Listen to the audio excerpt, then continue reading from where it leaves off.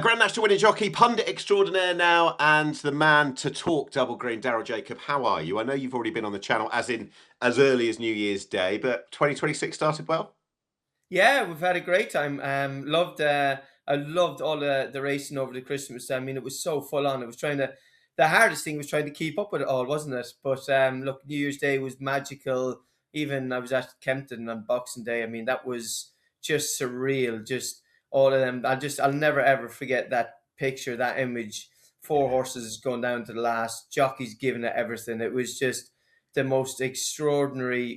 Kempton really needed that big race there to happen, and it duly obliged. So, but yeah, look, it's a shame a bit of racing's been called off now, but I'm home. The wife isn't very happy. I'm at home. I'm painting at the moment, Nick. So I am. What exactly are you painting? Are we landscape, portrait, or wall? I'm I'm making an attempt to paint the sitting room. Okay, all right. Okay, well, look, we won't keep you too long. One of the star horses, but without question flawed, is El Fabiolo. How satisfying for you was it to see him back into the winners' enclosure was it the weekend or over New Year? Over it, yeah. That was he New Year's Eve. New Year's Yeah. Eve he was. Oh look, it was brilliant. Unfortunately, Paul was stood down. He got a fall earlier on, so Danny stepped in. JJ's obviously out injured. He's hopefully back next week. It was brilliant because last year he fell, I think, 3 out of his 5 runs. He took a horrible fall at the Punchestown Festival, looking like as if he was going to come there and do something. When we've taken our time with him, his pre-training, coming back into the hours, we've really taken our time with him this year because we want to try and get it right. And thankfully, first run this year, I thought it was a really, really Hmm. impressive performance. I loved his enthusiasm, the way he went around there. Danny was trying to take a pull on, trying to fill him up, but he was wanting to go forward. He was wanting to take him on. Some of them hurdles he took on really well. Yes, a couple of them he fiddled his way out through them, but that's El Fabiolo. He done that as a novice over hurdles. But I just love the way when Danny let him down, he turned into him straight. Danny let him down and actually said, go on and attack, go down and attack the last hurdle. And he did do. He pricked his ears at it and he really took it on. And for me, that was the bit that I really liked about him, because I know he would come on from the run. He wasn't 100% tuned for that race at all. He's a sort of a work in progress horse this year, and hopefully we look forward to some nice spring festivals with him. In your mind's eye, is there an opportunity for him at Cheltenham? And that's a very open-ended question. Look at he's going to get an entry in the champion hurdle, because if you're not in, you can't win. So let's Yeah. you might as well put an entry in there. And look, we don't know what the ground is going to be like. It could turn up bottomless that day, and all of a sudden his action, his stamina, he could be a major player in the champion hurdle if it did turn up very, very soft. But I think Mm. realistically, to me, he looked very comfortable over 2, 3.5 at Punchestown the other day. And I think, to be honest with you, that's where we're going to try and keep him to that middle distance, because he's not getting floored, he's not getting hassled, he's still traveling away nice and quietly, and in his own rhythm. And I think that's the key to Al Fabiola, is that he can travel in his own stride and in his rhythm. We'll see you at Aintree then, it would seem. Right, let's talk about a horse of real talent for the future. And actually, I remember A, speaking to you about it, and B, reading, I think you put up a few horses to follow for the double green going into the new season. This is back in October. Talk the talk. How is he after, on one hand, a huge run, but on the other hand, so unsatisfactory that it went the way that it did? Yeah, look, it was frustrating, and it was for him to come there looking like Sam Ewing again, obviously deputised for JJ. But Yeah. it was in some ways, like, yes, he fell and it was a grade one and he was coming to win the race. But I think if you think of the bigger picture, it was his first stab at it. It was his first time of dipping his toes into hot grade one company. And he looked like as if he was going to overcome that, and he was going to win impressively. So from our point of view, it's actually really, really exciting. We don't really look back, we look forward. And what we're really excited is we're looking forward to the future with him. And he's just proved to us, and he showed to us that he is a Grade One contender. And look, he's a fabulous horse. I've said to you, Nick, haven't I? He's got a Mm. lovely way of going about him. He's got a lovely action. Joseph O'Brien has even come out and said he thinks he's one of the best young horses that he's ever had. We were hoping that he was going to do that, from improve from his second run at Fairyhouse to Leopardstown the other day, and he did that within bundles. He's a horse that's taken every race really well. He's come out with the foal really well, and he's hopefully onto the Dublin Racing Festival at the end of the month. What kind of horse is he going to be then? You talked about the excitement there, and you've talked about his shape over hurdles and so on. So what do you think the future over the next couple of years, when he is sort of finally at his place, if you will, track, trip, obstacle? What do you think he'll be? I think, to be honest with you, and I was speaking to JJ about this the other day, this horse is a chaser all over. Nick, he's a like the way he Yeah. jumped some of them hurdles. He's really got. We're going to really see him at his very very best when he jumps the fence. And look, I think he'll get 2.5 miles now all day long. Okay. Even though he's got the pace for 2 miles, and I think when he fills out into himself and when he settles just that little bit more, I've got no doubt in my mind. I've got no doubt in my mind that he's going to be a 3 miler. So he ticks all the right boxes, and he's improving with every run. He's getting stronger, and he's just a gorgeous, gorgeous horse.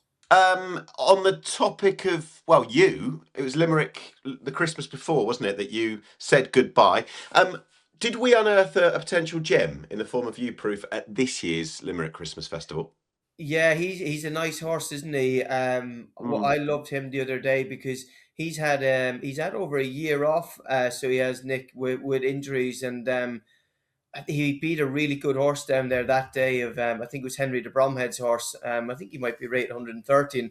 He's had a run, and I just loved his attitude. And he probably done a few things wrong as well, Nick. That day he looked like, he's a funny horse, really, Nick, because whenever you ride him, right, he throws his head up and down and side to side, and he looks like as if he's really free, but he's actually not that free. He just, whatever way, he just throws his head around that, and he looks freer than actually what he is.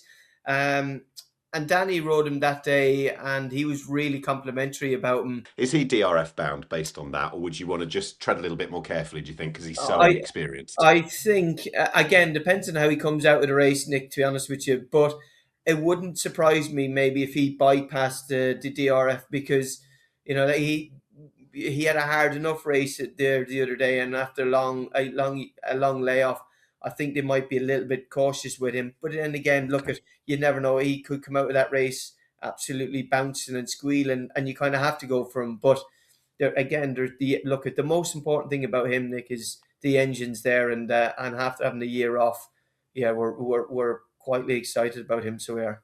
Any other performances, horses, be they winners, be they actually, do you know what? Be they anything that we haven't seen in a while, and this horrible weather will clear up at some point. Is there anything else that we can look forward to from those that ran at Christmas or maybe didn't?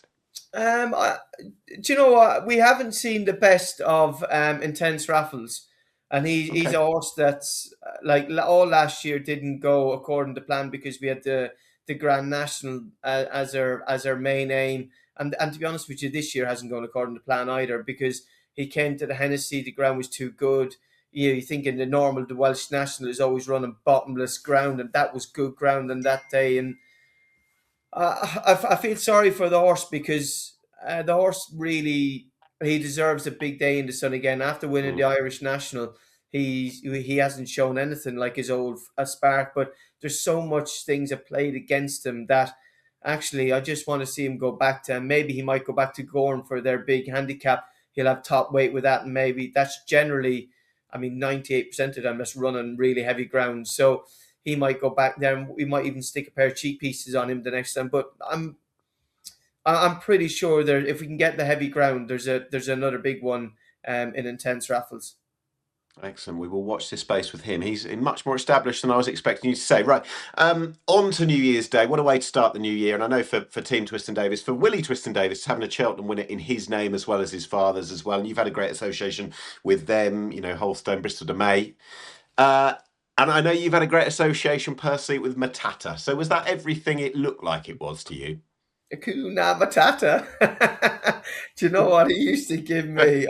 I love the horse so much, but I tell you, he used to give me some headaches when I started riding him because he was so free, had no control. Yeah. It was just like he just took hold of me basically, and he said, "Right here, you're coming for a ride with me." But look, it was great because he has actually been crying out for 2.5 miles for quite a while now, and again, conditions haven't really suited, races haven't really suited, so there's no real opportunity for us really to try the 2.5 mile route. And just the other day, when in the Slur Chase, he ran really well with JJ, and Sean Bowen rode him up at Kelso the last time. But like for a jockey or for Matata, he's always best if you're sort of holding him back. He's kind of Yeah. taking you along. But over 2 miles against with the handicap that he marked after the game at Windsor, it was just completely crazy handicap marker. So it kind of left us in no man's land. And against the quality that he was running against, again on drier ground, he was always you're kind of squeezing forward because you knew he'd stay, but he didn't really like that. He likes taking control of you.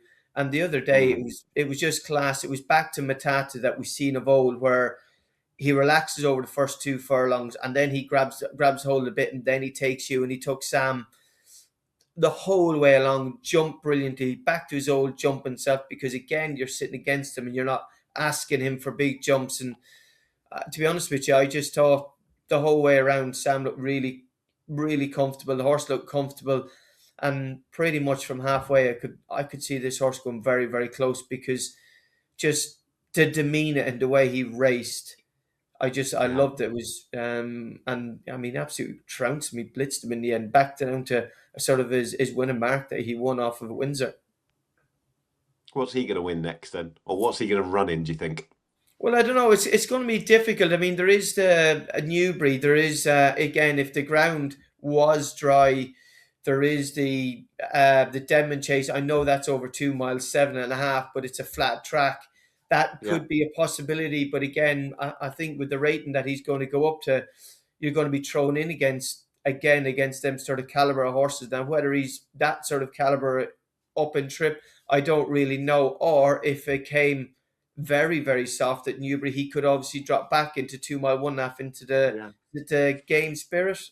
Game spirit, yeah. Yeah, so that there is the options there, but ultimately, I think he's going to get an entry in the Ryanair, and what we can do is in the Ryanair we can just drop him in, just take our time, and go a little bit of pot hunting. I mean, at the end of the day, that was a hundred plus grand handicap there. He's after win for us there the other day, so he owes us absolutely nothing this year by winning the other day. So we might as well enjoy him for the rest of the year.